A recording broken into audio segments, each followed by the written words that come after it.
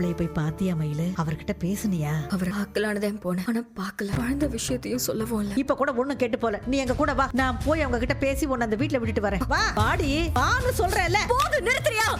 போதுமா போதும். நீ போலீஸ் ஸ்டேஷனுக்கு போனதும் போதும், என் வாழ்க்கையை காப்பாத்தினதும் போதும். பட்டுனால என் வாழ்க்கையை நீ நல்லா காப்பாத்தினலமா? காப்பாத்தினல, ரொம்ப நன்றி. இதுக்கு மேல என் வாழ்க்கையை நானே பாத்துக்கிறேன். நான் அம்மாவாக போற விஷயத்த என் புருஷன் கிட்டயோ இல்ல என் புகுந்த வீட்லயோ யார்கிட்டயும் நான் சொல்ல போறது இல்ல. நான் தனியால என் பிள்ளைய வளர்க்க போறேன். எனக்கு அதுதான் சரியான முடிவுன்னு தோணுது. ஊரை பத்தியோ யார பத்தியோ எனக்கு கவலை இல்ல. நான் முடிவு எடுத்துட்டேன். இனிமே அதுபடிதான் நான் நடந்துக்க போறேன். நான் முடிவு எடுத்துட்டேன்மா.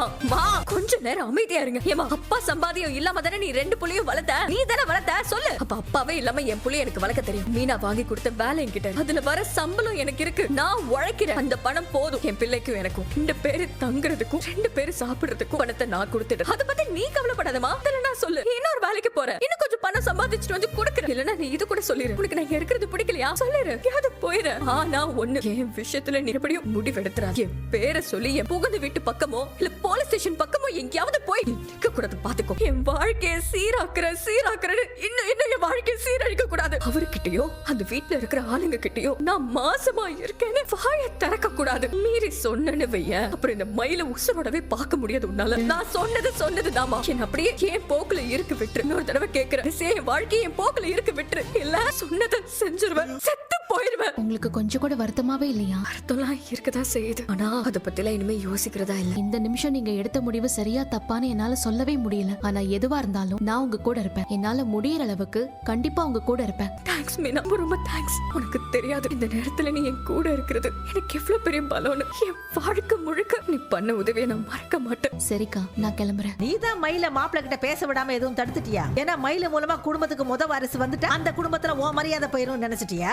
நான் அப்படிலாம் நினைக்கிறவளா இருந்தா மயிலக்காவை பாக்குறதுக்கு நான் முதல்ல வந்திருக்கவே மாட்டேன். நானே மாப்பிள்ளை கிட்ட போய் விஷயத்த சொல்றேன். மயில வந்து இப்பவே கூட்டிட்டு போங்கன்னு சொல்றேன். வேண்டாம், மயிலக்கா பேச்ச மீறி நீங்க எதுவும் பண்ணாதீங்க. நான் போவேன். மயிலக்கா மாமா கிட்ட பேசி அவமானப்பட்டதெல்லாம் போதாதா? நீங்களும் அவமானப்படணுமா? மயில அவமானப்பட்டாளா? என்ன அவமானப்பட்டா? மயிலு மாப்பிளைய பார்த்து பேசினாளா இல்லையா? அவங்க ஆசைப்பட்ட மாதிரி சரவண மாமாவை பார்த்து பேசினாங்க. கர்ப்பமா இருக்கிற விஷயத்தை பத்தி சொல்லவும் செஞ்சாங்க. குழந்தைக்கும் அவருக்கும் எந்த சம்பந்தமும் இல்லைன்னு சொல்லிட்டாரு. இது அவரோட குழந்தையே இல்லையா? அந்த வருத்தத்திலயும் அதிர்ச்சியிலையும் தான் மயிலக்கா திரும்ப வீட்டுக்கு வந்தாங்க. நான் போய் இனிமே யார்கிட்டயும் கெஞ்சிட்டு இருக்க மாட்டேன். என் பிள்ளைய நானே வளர்த்துக்கிறேன்னு சொல்றாங்க. அதுல ஒண்ணு தப்பு இல்லையேமா. நான் இப்பவே போறேன். அவன 2ல ஒண்ணு பாக்கறனா இல்லையான்னு பாமாமா. இருங்கம்மா. மயிலக்காவோட அம்மாவா நீங்க ஏதாவது பண்ணணும்னு நினைச்சீங்கன்னா அவங்க கூட இருங்க. தேவையில்லாம போய் சண்டையெல்லாம் போட வேணாம். முதல்ல என் கையை விடு. இந்த குழந்தையால தான் 2 குடும்பமும் சேரணும்னு இருந்துச்சுன்னா அது தானாவே நடக்கட்டும். நீங்க ஏதோ நடுவுல புகுந்து குட்டையை குழப்பி விட்டுறாதீங்க. ஏன், நீங்க பெத்த பொண்ணுதானே, அவங்களை நீங்க அவமானப்படுத்தல? சாப்பிடுற சாப்பாட்டுல இருந்து தங்குற இடம் வரைக்கும் சொல்லி காமிக்கல? நீங்க அவங்களை அவமானப்படுத்துவீங்க.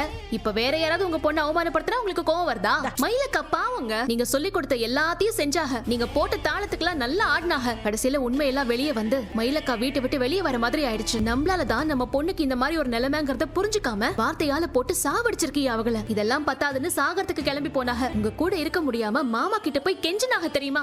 அங்கேயும் அடி வாங்கிட்டு உங்ககிட்டயே திரும்பி வந்தா நீங்களும் போட்டு உங்க பங்குக்கு அடிக்கிறீங்க. இப்படி இருந்தா அக்கா எங்க தாங்க போவாங்க? அதனால நீங்க யாரோ மயிலக்காவோட வாழ்க்கையில முடிவெடுத்தீங்க. முதல் தடவை அவங்க வாழ்க்கையில அவங்களா ஒரு முடிவு எடுத்திருக்காங்க. அதுதான் சரின்னு நினைக்கிறாங்க. ஒரு அம்மாவா தயவு செஞ்சு அவங்க கூட இருங்க. மேலும் மேலும் பேசி அவங்கள வதைக்காதீங்க. உங்க முடிவு அவங்க மேல திணிச்சு, முக்கியமா அவங்க புகுந்து விட்ட பழிவாங்க அக்காவை பகடக்காயா யூஸ் பண்ணாதீங்க. அவங்க பாவம், அவங்களுக்குன்னு ஒரு வாழ்க்கை இருக்கு. அதுல அவங்க சந்தோஷமா வாழணும்னு நினைக்கிறாங்க. வாழ்ந்துட்டு போட்டுமே. இதெல்லாம் நீங்க பண்ணலன்னு வச்சுக்கோங்களேன். மயிலக்கா எக்கத்தப்பா ஏதாவது முடிவு எடுத்துட்டாங்கன்னா என்ன பண்ணுவீங்க? அக்காவும் நல்லா பாத்துக்கோங்க. நானும் அப்பப்ப வந்து அவங்கள பாக்குறேன். தயவு செஞ்சு அக்கா பேச்ச மீறி எதுவும் பண்ணிடாதீங்க. நீங்க போங்க, நான் கிளம்புறேன். என்னாச்சு உனக்கு? ஏதாவது பிரச்சனையா? மயில் என்ன பார்க்க வந்திருந்தா அஞ்சலி. நான் அவளுடைய நம்பரை பிளாக் பண்ணி வச்சிருக்கேன்னு சொன்னேன்ல. அதனால செந்தில் வைஃப் கிட்ட சொல்லி என்ன கோயிலுக்கு வர வச்சு என்ன பார்க்க வந்தா. அவங்க என்ன விஷயமா பார்க்க வந்தாங்க? அவ பிரெக்னன்ட்டா இருக்கலாம், அது சொல்ல வந்தா. இது எவ்வளவு பெரிய விஷயம். நீ அப்பாவாக்க போற. அவ சும்மா கதை சொல்லிக்கிட்டு இருக்கா. ஏற்கனவே அந்த பொய்யை சொன்னவ தானே. எனக்கும் அவளுக்கும் ஒரு தடவை சண்டை நடந்துச்சு. அவ சொன்ன 100 பொய்ல ஒரு பொய் எனக்கு தெரிய வந்துச்சு. நான் கோவப்பட்டு அவங்க வீட்டுல கொண்டு போய் அவளை விட்டுட்டு வந்தேன்.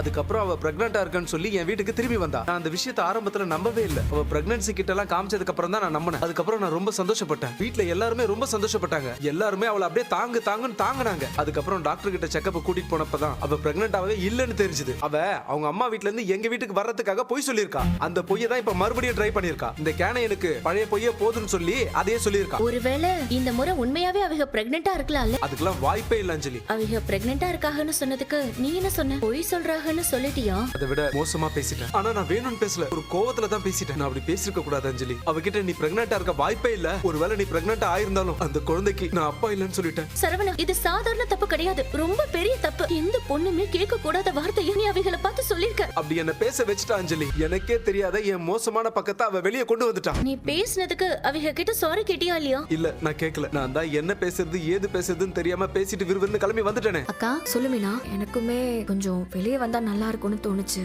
யார்கிட்டயும் கேட்காம வெளியே வந்துட்டேன். நான் அங்க வந்துட்டு போன அப்புறம் உங்க அம்மா உங்ககிட்ட ஏதாவது பேசினாங்களா? சொல்லுவாங்கன்னு எதிர்பார்த்தேன், ஆனா அதிசயமா எதுவும் சொல்லல. நீங்க எப்படி இருக்கீங்கக்கா? மனசு என்னமோ ஒரு மாதிரி அமைதியா இருக்கு. இந்த புயல் அடிச்சு ஓஞ்ச பிறகு வரும்ல, அப்படி ஒரு அமைதி. அஞ்சலி நீ சும்மா இரு. 100 ரூபாய் தானே நான் சரவணா? கொடுக்குறேன். நான் இந்தாங்கண்ணே. எப்பவோ இப்படிதான்.